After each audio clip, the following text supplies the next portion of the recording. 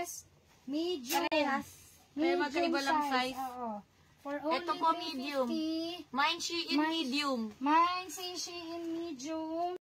Trending at usap-usapan nga ngayon ang live selling ni Mami Angelica Yulo na pinanood ni Carlos Yulo.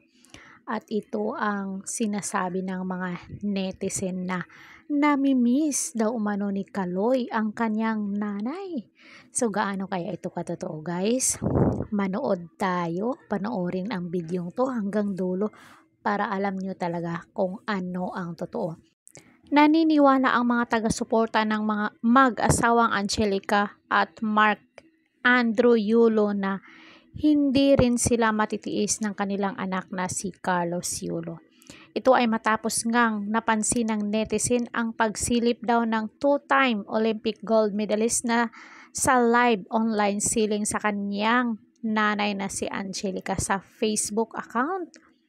Sa FB page ng Celebrity Random Updates, makikita ang mga litrato kung saan habang nagbibenta si Angelica ng mga panindang damit ay biglang nag-pop up ang verified Facebook page ni Kaloy, aka Carlos Edriel Yulo.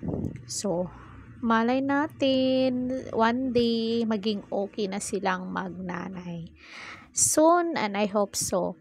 Ikinagulat ito ng mga netizen dahil nga iyon ang unang pagkakataon na nag-watch si Carlos sa live selling ng kanyang ina mula nang magkaroon sila ng alitan ng dahil sa pera at sa girlfriend niyang si Chloe San Jose. So wala namang masama, hindi pa huli ang lahat, Kaloy, at humingi ka ng tawad ng iyong mama kasi kahit gaano pa kasakit o kahit gaano pa yang kasalanan ng anak pag humingi ng tawad sa mga magulang, hindi matitiis ang anak.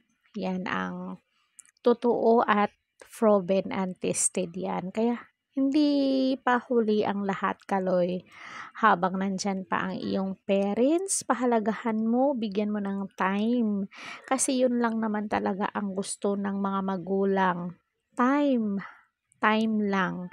Kung gaano kanya inalagaan, naglaan siya ng oras nung bata ka pa, ganyan din ang ibigay mo sa iyong magulang. Maglaan ka rin ng oras kasi hindi yan pera yung gusto ng mga magulang mo.